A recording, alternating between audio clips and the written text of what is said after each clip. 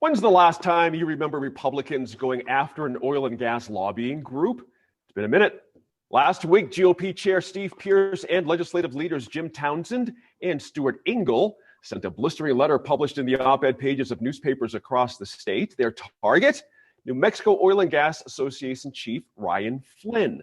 And Merritt, I'm excited to get you on this subject here. His apparent crime was saying something nice about a Democrat. That would be Xochitl Torres Small, of course. Is this worth a public rebuke? What was that about? Well, I mean, on first glance, yeah, it could look like, oh my gosh, those crazy Republicans biting the hand that feeds them. Oh, that's nuts. There's a lot more to this soap opera than just this event. This has been an ongoing battle, if you will, and it does center on the second congressional district race. Right. As you might recall, the previous chairman of New Mexico Oil and Gas Association was Yvette Herrell's primary opponent, Claire Chase. And the Oil and Gas Association is just that. It's an industry association. It's not the industry itself. So I think what Republican leadership, and these are all, Eastern, Southern New Mexicans who are in the industry themselves, they know these families, they know the industry. I think what they're saying is, we can go make another association. Y'all aren't the only game in town. And if you look at the campaign finance reports, the two Republican primary candidates were about even, they split up the money. And of course, Torres Small outraised both of them by a lot. She's the one person who doesn't need the money. So I definitely think it was a shot across the bow and saying we don't need y'all. We can get to your donors another way, and I think that's why it was made so public. Another player in there. I got to ask you though, before you get to that second bit there, I got to ask you on the messaging alone. I'm hearkening back to Tom's point about us, three PR people on the panel today. Did they make an effective case? However, did they make a case against that? Look, you don't prop the other side. You never prop the other side ever. Did they make that case? I feel it was a little over the top, but okay. Absolutely though. The state GOP is all in on this race. This is really this is the only race I see them really putting a lot of time and effort into this election cycle. So they are going to go all in. But let's also remember Torres Small is one voice in Congress, and her opposition to a ban on fracking probably wouldn't make a big difference in the Democratic House Congressional Caucus. What's really important is in New Mexico and what happens.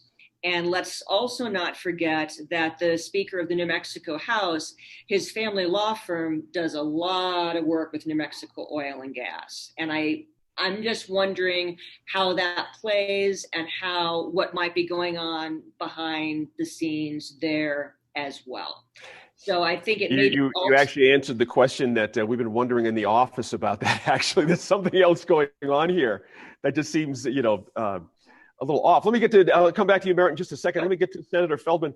Honestly, is Ryan Flynn doing a little bit of tea leaf reading in CD2 right now? I know we're sort of out on a limb on that, but what's your sense of that? I'm still trying to parse why he would come out and say these things. Well, I think that the New Mexico Oil and Gas Association considers itself the most powerful organization in New Mexico. Not just the most powerful oil and gas association, but actually Ryan Flynn, who was the environment secretary under Susana Martinez, it's worth noting, actually said that.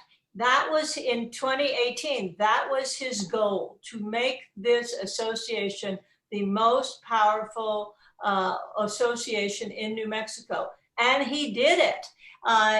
The association has, it was studied by New Mexico Ethics Watch and New Mexico Common Cause, and found to have given $11.5 million in contributions and also in expenditures, fielded, and that's in New Mexico alone, and fielded at any one time 7 lobbyists before the legislature. It's acting like a trade association as well as a PAC. It has an associated PAC, Power the Future, whose goal is to attack environmentalists, it seems. But they also give to Democrats. They gave plenty to the Speaker of the House. They gave to the Democratic candidate for governor. It's not like they are bound to only give to Republicans and support Republicans. They're like any other lobbyist. They play both sides of the aisle. Mm-hmm. And now for the Republicans to say they own it and they ought to be beholden to the Republican leadership, it's a stretch, I'd say. Mm-hmm. Tom, let me read you something I thought was interesting, an op-ed published in the New Mexican penned by Steve Pearce, I mentioned a second ago.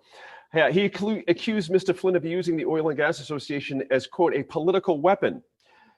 The quote is, getting NMOGA involved in this race is not only unethical, but also potentially illegal and risks permanent damage to the association's reputation, end quote. What do you make of that? I mean, what permanent reputation loss could be from what Ryan Flynn had to say? You know, it was definitely a shot over the bow of NMOGA that Steve Pearce wanted to be able to send. You know, is it? And it was I wouldn't say a veiled threat. I think it was just a threat to say, hey, look, you know, anticipate legal action if you don't change course now. I think it's very interesting, though, because to Merritt's point, and knowing what Didi said about Ryan Flynn's background as Environment Secretary, he's done a fantastic job with the Oil and Gas Association, really catering to his membership base. And so he's very strategic, he's very smart, and his end is not CD2. His end is New Mexico. Because, you know, there's so much at play at the federal level with regards to, you know, energy policy that really the only thing he can impact at this point in time is what happens in the state of New Mexico. And, you know, he's probably, some would say he's making a very smart political play of basically making sure that when, you know, in the anticipation of, you know, a more Democrat presence, he wants to make sure that he has his bases covered.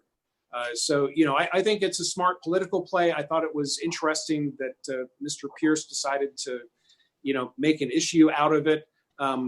You know, I don't know if we'll hear any more on this, but Ryan Flynn, a very smart strategist, and I wouldn't discount him in the least if I was Steve Pearce. You know, interestingly, the other name I mentioned, Merritt, was Stuart Engel, Senator Engel, and he's got a reputation of being fairly temperate and working with Democrats now and again, too. Were you surprised that he signed on to this? Yes, absolutely. And I think it just they wanted to show a unified front in the legislature among the complete legislative caucus. But no, I did find that surprising. But this is the old Martinez-Pearce fight. Those two factions have not gotten along for years, and it's a shame. Because in New Mexico, when Republican factions argue, the loser in general are Republicans. And that's how it pans out in elections. And so I think Tom's point is valid. The biggest issue impacting New Mexico right now, New Mexico oil and gas right now, is fracking.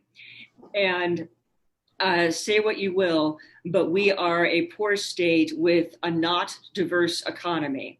And a fracking ban would put us under for a long, long time. And if you look at 2020, without some democratic yielding on the fracking issue, starting with Torres Small, and getting some buy-in at the state level. Without that, I think we're going to be in for some real tough times now through 2030. Mm-hmm. And so that point is well taken. And, you know, the Republicans, of course, what Republican at this point is going to vote for a fracking ban in New Mexico? I would say exactly zero. It's not going to happen. And so you tend to not court the people who are already on your side. That's a good point. Dee Dee, we got about a minute here. I just want to follow up with you on the question I had about Senator Engel. It's tough sometimes when you're in a party and you want to do, kind of follow where your party leader's going. But were you surprised that he signed on to this letter as well? Yes, I was surprised. My assumption is that he was persuaded to do so for party unity.